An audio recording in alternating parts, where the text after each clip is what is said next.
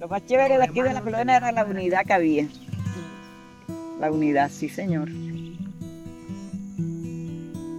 Yo recuerdo que yo cuando iba a San Onofre y estaba en San Onofre y mi mamá que vivía allá, me dijo, pero ya te vas. Digo, sí, sí, ya me voy porque es que yo tengo que irme, yo me quiero ir. Me hacía falta estar acá. Este compañerismo que estamos aquí rodeados y ya parte de esas personas han desaparecido. Esa gente fue la que me enamoró a mí para que hiciera parte de este comité. Y fue una elegancia convivir con ellos y venir hasta estos puntos. Que es algo que me da mucha nostalgia cuando me acuerdo, porque fue una vida muy hermosa. Se pasa mucho rap para que en otra comunidad exista una costumbre y una convivencia como la que teníamos nosotros aquí.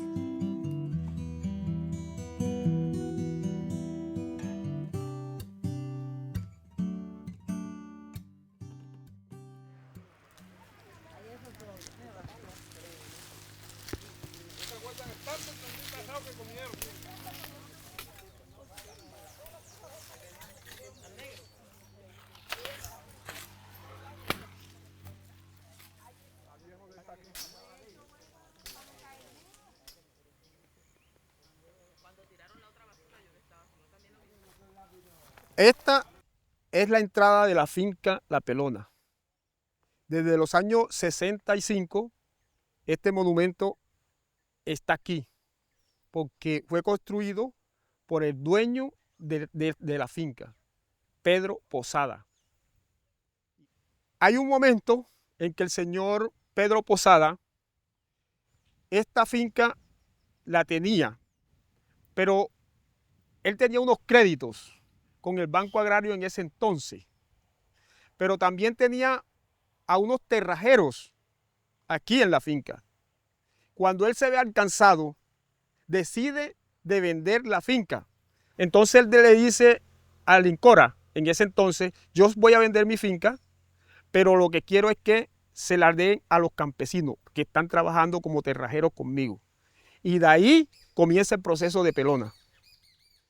A partir de los 70, entonces se comienza a trabajar en las empresas comunitarias y se conforman 5 empresas comunitarias. Una que llamaban Pelona, otra que llamaban La Unión, Arroyo el Medio, El Macizo y Limonero. Pero pasó un proceso donde el mismo Incora obliga a los campesinos a vender la tierra porque se endeudan, porque las empresas comunitarias fueron quedando mal y quisieron desalojar al campesino, porque el Incora quería meter otros campesinos y sacar a los que estaban acá. Entonces nosotros tomamos la decisión de decir, bueno, listo, si ese es el problema, no es nada. Nosotros tenemos la gente, si las tierras la van a repartir, y se toma la decisión de disolver las empresas comunitarias y plantearse en parcelas agrícolas familiares. Ya esas empresas comunitarias, que donde la conformaban 25 personas, 25 familias en las 5 empresas comunitarias, unas de 4, otras de 5, otras de 6, desaparecen. Y aparece entonces en 1983 la parcelación. Y es donde crece y aparcelan, después de ser de 24 o 25 personas, aparcelan 55 familias, que son las que hoy están en un proceso de sujeto de reparación colectiva, que fueron las 55 familias que el conflicto despojó de su tierra.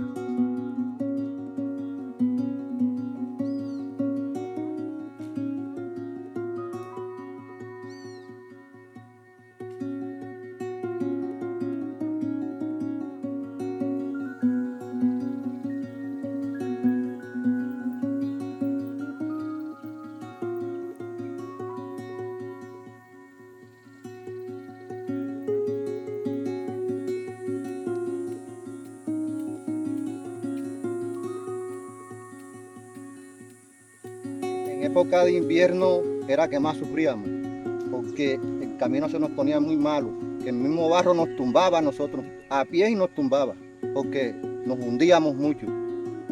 Cuando salíamos a comprar la comida, salíamos a pie, de allá hasta acá, hasta San Onofre íbamos y veníamos con la comida en la cabeza.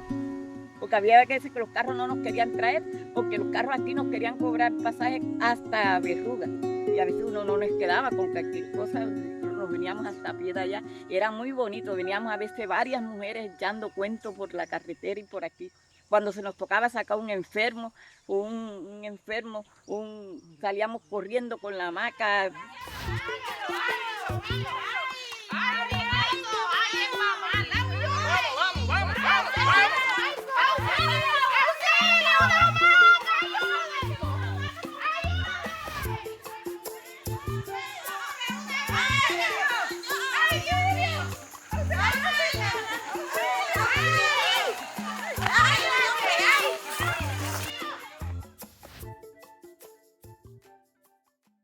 Este fue el suceso que originó el desplazamiento. El desplazamiento aquí empieza el día 4 de marzo de 1997. Siendo las 4 de la mañana llegó la señora Ana Santiago Luna, la esposa de Andrés Antonio Barón Castellano, que fue la víctima que cayó acá, que mataron acá en la vereda. La comunidad toda en sí se levantó, hombres, mujeres y niños, y esperamos que amaneciera. De pronto una de las mujeres se levantaron en pijama, en pantaleta, otra, cuando ya el sol calentó fue que nos dimos cuenta que habíamos unas que estábamos semidesnudas y empezábamos a coger toalla o sábana para taparnos. Los hombres deciden salir a buscarlo a él a la carretera, porque como la idea era que se lo llevaron, nosotros no sabíamos quién, y las mujeres nos quedamos con los niños. Cuando ya el sol aclaró, salimos, fuimos hasta arriba donde él vivía, y de allá para acá regresamos, pero regresamos por la carretera, pero no conseguimos nada. Cuando llegamos aquí, que era tipo 10 de la mañana, nos grita un compañero, acá está. Pero en todo momento nosotros, cuando él nos dice acá está, pensamos de que estaba vivo. Nunca pensamos de que lo íbamos a conseguir muerto, porque él no tenía ningún antecedente, no era una persona mala. El día siguiente tomamos una decisión todos en conjunto, nos vamos de aquí. Y fue así como nosotros todos, que fue el primer desplazamiento masivo con el departamento de Sucre, lo hizo La Pelona, donde aquí se fue todas las personas menos una. Se quedó la señora Ángela Agustina Villadiego Zúñiga. Mi mamá era una mujer muy trabajadora. Ella le tocaba de trabajar mucho, demasiado, para podernos dar de qué comer, porque ella, como quedó sola con 7 muchachos, pues los que estaban más grandecitos, ellos ayudaban a mi mamá. Ella sembraba también, hacía cultivos, sembraba yuca, arroz, maíz, ñame, o sea, todos esos cultivos los hacía mi mamá. Cuando ya ella se vino para acá, que ya se desplazó esto en el 97, mi mamá quedó aquí nada más con 4, éramos 4, porque ya los demás hijos se habían ido. Nos quedamos, porque mi mamá decía que, o sea, si nosotros nos íbamos para un pueblo, a cualquiera cosa, pasábamos más necesidad, porque en el pueblo no es igual que en el campo. Entonces, en el campo uno tiene la oportunidad de criar un animal, de tener donde sembrar, pero en el pueblo no. En el pueblo todo tiene que ser comprado, tiene que ser plata, tiene que ser gasto. Y como ella trabajaba era el día a día, entonces pues ella decidió quedarse aquí con nosotros. Nosotros, como buenos compañeros, le dijimos, pero vámonos, usted se va con nosotros, se va para la casa de cualquiera de nosotros. Dijo, no, yo me quedo. Y yo todo el tiempo he dicho que ella sufrió más que nosotros, porque ella se quedó a ver, a oír y a sentir lo que estaba pasando. Ella sufría más que nosotros. Y yo he dicho siempre que parte de lo que a ella le pasó, por lo que ella se murió, fue parte de este sufrimiento. Y ella, al quedarse aquí, fue víctima de los paramilitares porque ellos le reclutaron un niño que hizo parte a sus filas de él. Después él se desmovilizó cuando hubo la desmovilización. Pero todo ese sufrimiento y todo ese dolor lo llevó esa madre. Ella sentía un amor, una pasión grande por este lugar, porque este era el lugar donde ella le gustaba de vivir. aun cuando ella se enfermó, que ya cayó, que no podía, ella quería estar acá en este lugar. Le gustaba estar integrada en la comunidad. En todas partes para donde iban era compañera Ángela, la compañera Ángela, y siempre ella estaba ahí, siempre. Decidimos venirnos y es cuando hacemos el regreso aquí a la comunidad, que es cuando nosotros hacemos la primera visita, que por eso esto dice aquí, estos son dos corazones que se reencuentran después del desplazamiento. Aquí está el corazón de Ángela Villadiego Zúñiga y el de las personas que vinimos aquí. Esa señora se alegró tanto que lloraba con nosotros al vernos y decía, ya, yo no me siento sola, ya voy a estar con mi familia. Pero ¿cómo conseguimos nosotros la vereda así? La violencia solo deja tristeza y destrucción.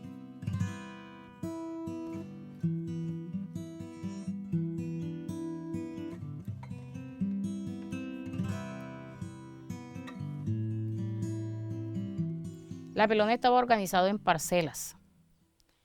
Cada quien vivía en su parcela, pero en vista de que estábamos muy distantes el uno del otro, un día los señores, el señor Policarpo Luna y el señor Andrés Barón, que eran las cabezas visibles, los líderes de esta comunidad, ellos se reúnen con los demás compañeros y deciden que van a regalar cada uno 1 hectárea de tierra para hacer un caserío, porque todavía no tenía nombre, para hacer un caserío. El señor Andrés Barón cumplió y dio su hectárea de tierra. Como él no tenía parcelas aquí colindantes, se la compró el señor Pedro Lamberrío. Le compró la tierra, que es esta tierra donde estamos. Pero el señor Policarpo nunca cumplió con ese pacto que ellos dos habían hecho y por esa razón solamente tenemos esta parte de aquí.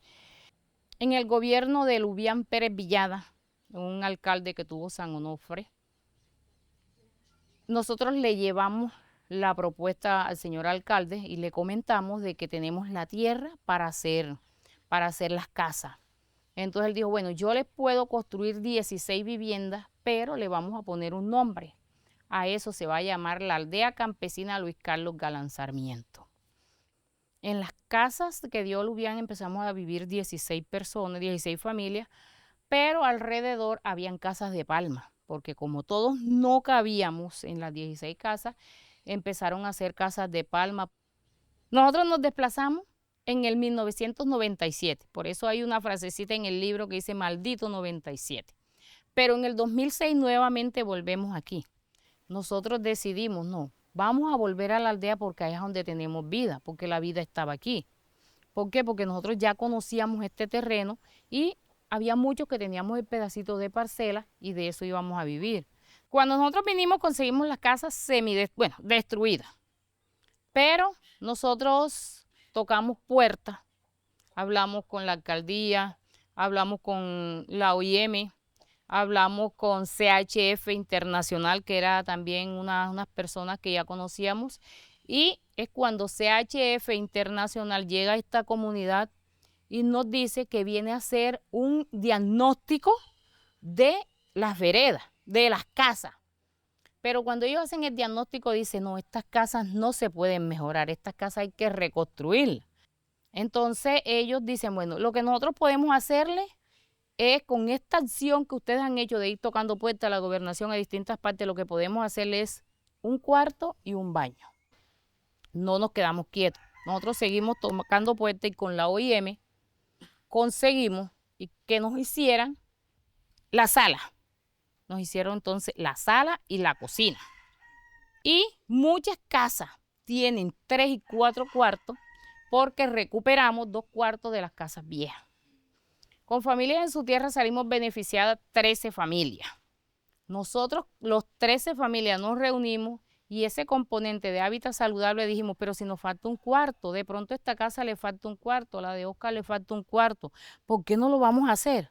Y fue como hoy, 13 viviendas de aquí tienen 2 cuartos, tienen el baño y tienen la sala. Pero ese cuarto lo hicimos con Familias en su Tierra. Ay, yo tuve una enfermedad que nadie la conocía y solo me pudo curar el indio Manuel Marilla. Y solo me pudo curar el indio Manuel Marilla. Hasta cantar. Entonces, para que... Señor, usted va a ser la primera que te va a dar. El abecedario, mira, lo que pasa es que anteriormente no era como ahora, sino que la señora ponía el abecedario aquí. Mira, empieza desde acá. Todo el abecedario está completico. Todavía están las A pesar de que ya se le quitó la pintura, todavía queda donde uno ve que esa es la letra. El material era bueno, que mira. En el 74 se inauguró, se construyó este colegio. Tiene 50 años. Que de tanto meterme a la represa me sacaron como 3 o 4 veces que me estaba ahogando. No, yo decía que hay diferentes etapas, porque bueno, la etapa de Cristina cuando estudió fue una, pero ya Geomari tiene una etapa diferente. Y yo tengo 3 Nancy, Yolimar. Pero aquí también le dieron clase a los ancianos, a los de la tercera edad, porque aquí hubo un programa que se llamaba Camina. Y muchos aprendieron a leer y a escribir aquí, porque ve, Cristian se acuerda que él estaba, pero a señor Ángela, como lo tenía chiquitico, venía aquí. Esta era una escuela que sobrevivía por medio de los mismos alumnos, porque teníamos un empoderamiento. A esta escuela bajábamos a estudiar todos los niños de las 5 empresas comunitarias. Y si no me falla la mente, nosotros éramos casi como 45 niños que estábamos estudiando aquí en estas 2 aulas. Nosotros nos dábamos la tarea en los burritos de traer los palos para secar. Nosotros mismos limpiábamos, hacíamos esa limpieza a la escuela. Pero esto fue avanzando y yo creo que a pesar de que se hizo el caserío, aún todavía seguíamos nuestros niños llegando aquí, los hijos ya de nosotros llegando a esta escuela. Y se acomodó tanto que se le hizo un kiosco a los niños y ya se le daba refrigerio, y de allá del caserío venían las compañeras, la compañera Cristina y la compañera Vice, a traerle los refrigerios a los niños para que tuvieran. Pero eso fue antes del 97. En la época mía, que fue ya la segunda etapa, comencé a estudiar aquí, todavía no se daba preescolar ni eso, sino desde primero, estudié desde primero hasta tercero. Era una época muy bonita, hermosa, éramos unidos como compañeros, como estudiantes. Bueno, cuando regresamos la escuela todavía tenía su techo, tenía sus puertas. Ya eso se le fue destruyendo después. Pero una tristeza ver nuestra escuela, así donde nosotros aprendimos lo básico de la primaria. En esta escuela habían sucedido muchas cosas en medio del conflicto. Y aún después de que nosotros retornamos, hubieron asesinatos ahí enfrente. ¿Sí? Hubieron unas exhumaciones aquí en este territorio. Era miedo. Es más, nos matan 2 compañeros que estuvimos a punto de desplazarnos bajando esa lomita. ¿Sí? Entonces, uno dice, esto, Dios mío, ¿dónde va a parar? ¿Qué había pasado de nuestros hijos estudiando allá, mirando todo eso? El trauma. Por seguridad se llevó la escuela allá.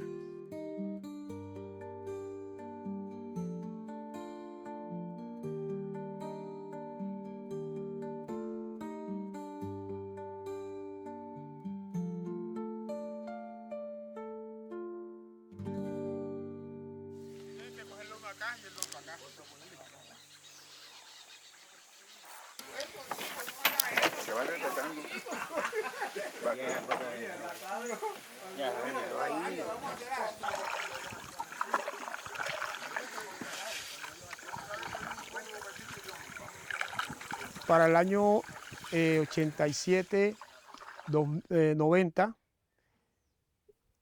sale la idea de, como hay una organización bien fuerte, una organización campesina muy fuerte, entonces sale la idea de la construcción de un lago. Y este lago fue conseguido por medio de INAT. El INAT nos hace la propuesta de la construcción de un lago. ¿Para qué?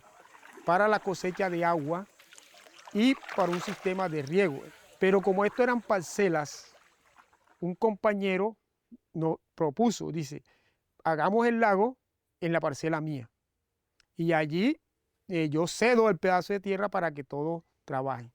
Entonces, entre la parcela del compadre Andrés Barón y Policarpo Luna, que es el sitio donde estamos hoy, se construye el lago. En el momento que ya el lago está y hay agua suficiente, entonces se da el primer paso y montamos una capacitación sobre piscicultura con el SENA y sobre acuicultura y todo lo que tiene que ver con el agua. Y nos queda una iniciativa con el SENA que es una jaula, en jaula flotante, la primera experiencia, y trabajamos con mojarra roja. Eso todo fue maravilloso, todo fue maravilloso. Y ya por el otro lado, ya nosotros estábamos en la parte de tierra, ya estábamos preparando la tierra para iniciar todo lo que tiene que ver con el cultivo, para sembrar la yuca, el ñame, el plátano, con el sistema de riego. Era muy bonito, porque había esa organización bien fuerte y ya todo estaba bien planificado. Pero en el 97 es cuando pasa lo que pasa. Los grupos al margen de la ley tocan a la comunidad, bajan a la comunidad y se comienza el desplazamiento. 4 de marzo, amanece 5, que matan entonces a Andrés Antonio, que era el presidente del distrito de riego, y Emilce era la secretaria del distrito de riego, y ahí se disolvió todo. Ya quedan los peces en las jaulas flotantes abandonados y ya no hubo más vida para esta comunidad, porque todos nos fuimos. Esto queda un tiempo solo. Los señores de la JAUC, aquí operaba el bloque Héroe de los Montes de María, en cabeza de Rodrigo Cadena, que era su comandante, y toman posesión. Toman de posesión y es cuando a este lugar lo convierten en un lugar de castigo. Ya la comunidad no podía venir porque uno que se había ido y los que estaban por ahí se quitan. ¿No? En el 2005 se hace la desmovilización. Entonces es cuando nosotros nos damos a la tarea de hacer ese proceso de retorno, y es que nos llamamos para retornar. Y es cuando Rosenberg dice, aquí está el lago, trabajemos en el lago colectivamente, ¿ya? Y rescatamos las DEA, las casitas que están ahí, comencemos a trabajar en eso. Pero dijimos, ¿qué hay que hacer? Vamos a darle una figura jurídica a esto. Conformamos la Cooperativa Multiactiva Agropecuaria de La Pelona, Coagropel. Así se llama nuestra figura jurídica. Nosotros, después que nos enseñaron cómo es la piscicultura, cómo es el trabajo en manejo, uno está amañado con esa siembra, porque ese trabajo genera empleo, genera confianza entre nosotros mismos, porque estamos juntos, es un equipo. Hombre, yo hoy no puedo alimentar al compañero Rosenberg, hágame el turno, que me hace el día y yo después le devuelvo. Y así es un equipo. Lo que uno no puede hacer hoy se lo hace otro compañero y así uno avanza. Y al mismo tiempo uno, después de la piscicultura, hace su agricultura. Hacemos piscicultura y agricultura. Y aquí siempre en colectivo. La piscicultura está en colectivo y la agricultura también. Es el fuerte de nosotros.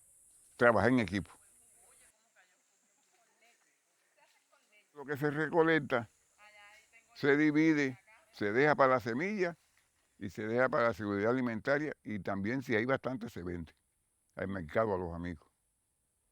Cuando nosotros comenzamos a rescatar el lago era porque esto significa para la comunidad mucho, porque era el inicio de un desarrollo, de un desarrollo colectivo, porque es lo único que tenemos. Aquí estaba la vida, o está la vida de la comunidad. Y hoy hemos podido rescatar. Y lo que hemos rescatado es porque la gente ha llegado, porque el único pedacito colectivo que contamos hasta el momento es esto.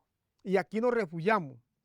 Aquí vienen los que vendieron las tierras, que ya no las tienen, y vienen los que no la tienen, y tenemos trabajando colectivamente. Entonces, para nosotros esto significa la vida, el renacer de esta comunidad, porque esto fue una lucha colectiva.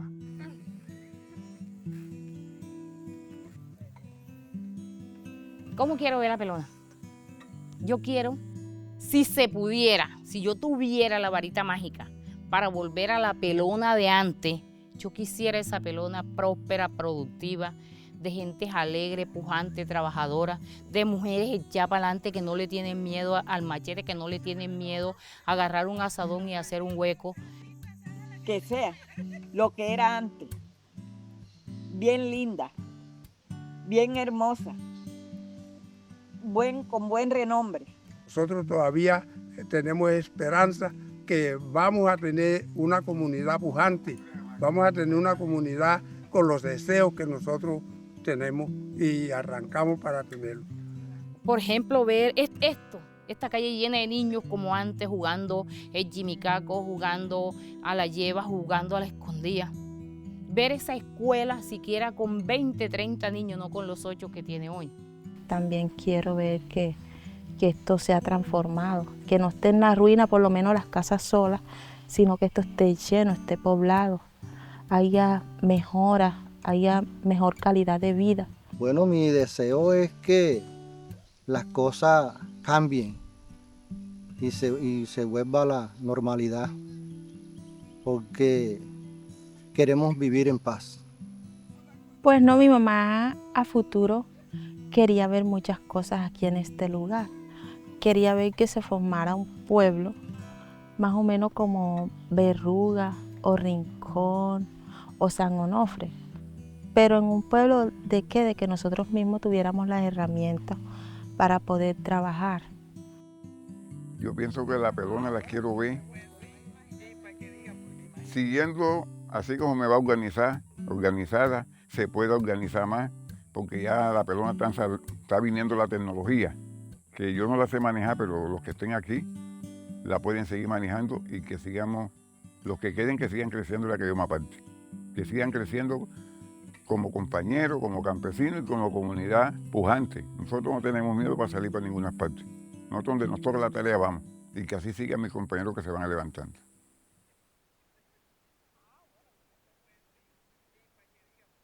Hoy en La Pelona vivimos de una manera, yo digo que no es 100% bien, porque nos hace falta, pero hemos ido rescatando la confianza.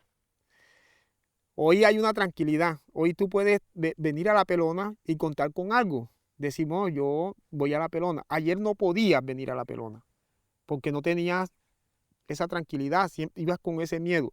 Pero ya hoy se ha perdido un poquito el miedo. Ya tú vienes con más tranquilidad a La Pelona, ya tú dices, a La Pelona se puede ir, porque allá en La Pelona contamos con Rosenberg, contamos con Emilce, con Oscar, allá hay unas personas que han retornado, ellos están allí. Mire, el proceso muy bonito, porque Pelona no tenía luz, ya hoy Pelona cuenta con la electrificación, ya hoy Pelona cuenta con una vía no pavimentada, pero podemos transitar en un momento dado de ir y venir.